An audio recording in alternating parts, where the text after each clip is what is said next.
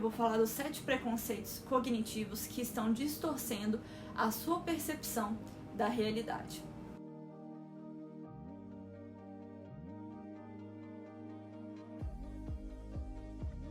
Você sabia que na maioria dos projetos que nós fazemos, nós carregamos nossos vieses, emoções, preconceitos, e tudo isso pode influenciar negativamente no sucesso do seu projeto?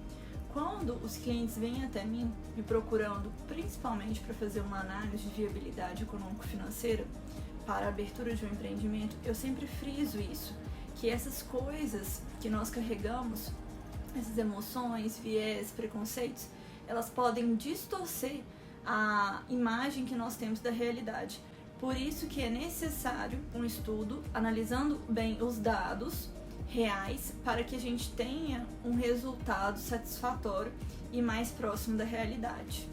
Cada um de nós tem o direito de ter a própria visão de mundo pessoal, mas infelizmente quando se trata de interpretar informações e tentar dar um sentido objetivo à realidade, os cérebros humanos, eles são programados para cometer todos os tipos de erros mentais que podem afetar a nossa capacidade de fazer julgamentos racionais.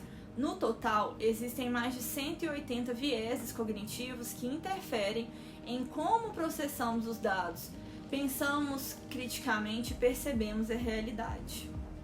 O raciocínio humano, ele falha e não existe uma maneira simples de contornar esses instintos humanos básicos, mas uma coisa que podemos fazer é entender os erros específicos que cometemos e o porquê.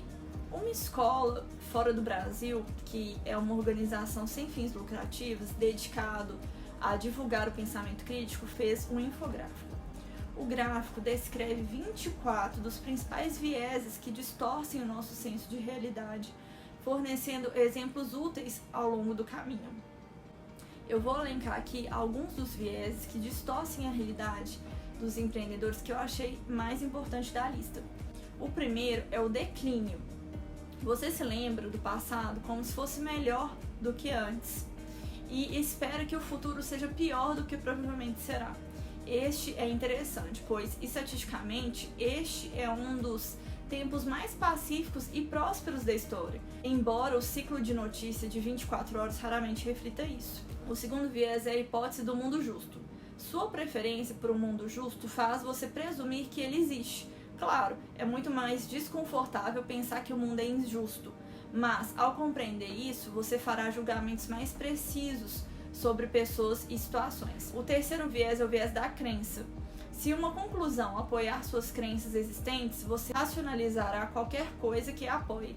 Em outras palavras, em vez de olharmos voluntariamente para novas informações, estamos preparados para defender nossas próprias ideias sem realmente questioná-las. O quarto é o efeito de enquadramento. O contexto e a entrega podem ter um grande impacto em como a história é interpretada. Devemos ter a humildade de reconhecer que podemos ser manipulados e trabalhar para limitar o efeito que esse enquadramento tem em nosso pensamento crítico. O quinto, o problema do conhecimento. Você já tentou explicar algo que conhece de maneira complexa e em que trabalhou por muitos anos?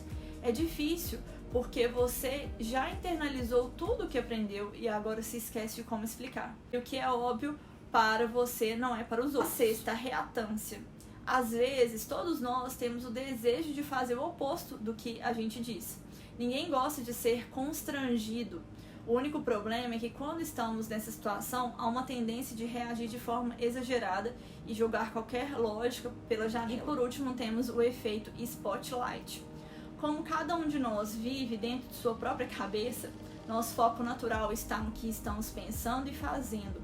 Projetamos isso nos outros e superestimamos o quanto eles percebem sobre nossa aparência ou como agimos. Agora eu vou te dar um exemplo prático de como que nós colocamos isso na prática. Vou te dar um exemplo. Eu quero abrir uma loja de fast food na área de hambúrguer porque eu sempre gostei muito de hambúrguer. Mas se nós analisarmos o mercado hoje, nós começamos a perceber uma tendência forte dos consumidores em consumir salada e não hambúrguer industrializado. Por isso que, se eu levo essa minha vontade, esse meu desejo para o projeto e não levo em consideração esses dados atuais, e as projeções para o futuro, eu posso entrar nesse negócio e acabar indo à falência, porque as pessoas não estão procurando consumir isso. Um outro exemplo, eu já tive um cliente aqui que ele queria abrir um empreendimento à margem assim, da sociedade, dos concorrentes. Ele queria um tipo de empreendimento que estava em expansão, só que ele procurava abrir a loja dele longe dos concorrentes, longe dos centros comerciais. Só que isso era um problema para ele, por quê? Esse tipo de empreendimento que ele procurava abrir, ele era um tipo de empreendimento que as pessoas não compravam apenas pela necessidade, mas também pelo status social. E onde ele queria abrir, né, principalmente aí à margem da sociedade, era um local que não seria estratégico para o empreendimento dele. Por quê? Se as pessoas estavam procurando, além de consumir por necessidade, mas o status social, ele precisava abrir em um centro comercial bacana, ele precisava abrir em um bairro, né, que trouxesse essa imagem e não a margem da sociedade. E isso iria acabar com a imagem dele. E qual que era o viés que ele carregava com isso? Ele carregava o viés de que o futuro ia ser pior do que ele imaginava. Ele imaginava, de acordo com os viés que nós estudamos agora, que se ele colocasse o ponto comercial dele próximo aos concorrentes, ele poderia ir à falência por causa disso. Com certeza, ele já estava imaginando que o negócio dele não seria tão bom quanto o dos concorrentes que já estão no mercado. Só que isso nem sempre é verdade. Se ele analisar bem o mercado, analisar bem os concorrentes dele, ele pode abrir já superando os concorrentes dele, ou seja, trabalhando naqueles pontos fortes e naqueles pontos que ele precisaria melhorar, porque os concorrentes dele, claro, né, já estavam melhores.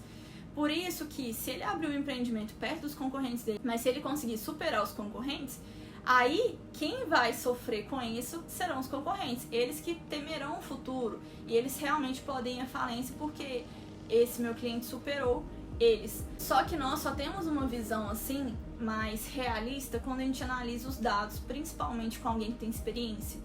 Porque nós sempre colocamos os nossos viés e emoções dentro dos projetos.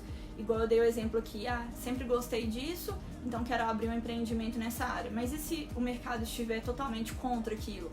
E outro exemplo é você olhar para você com uma visão mais pessimista, olhar para o futuro com uma visão pessimista, como eu falei aqui. Então tudo isso, né, além desses viés que eu comentei aqui, eles podem trazer prejuízos para nós. Quando nós abrimos um empreendimento com esses vieses e analisando de forma emotiva, nós podemos perder todo o nosso capital. Por isso que quando os clientes vêm até mim procurando abrir um empreendimento, eu sempre indico a análise de viabilidade econômico-financeira.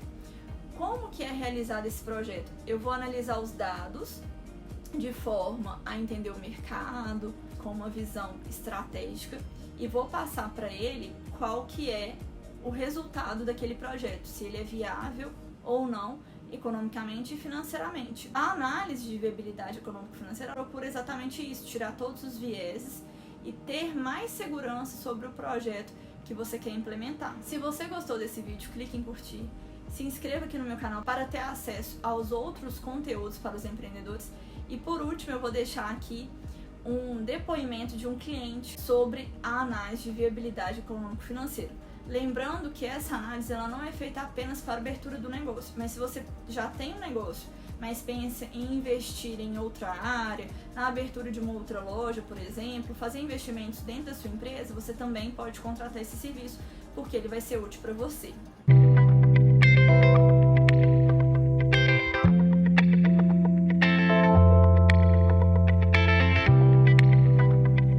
Então, Thalita, muito obrigado, tá, pelo trabalho prestado aí, estou super satisfeito. Você é uma pessoa muito comprometida, abriu muito minha mente por um monte de coisas, realmente me deu um norte, como eu agir, como eu fazer, de que maneira executar. Muito, muito obrigado, estou super satisfeito. Você é uma profissional muito comprometida e espero muito em breve fazer novas parcerias com você. Muito obrigado mesmo de coração. Tudo de bom, sucesso para você e sua empresa.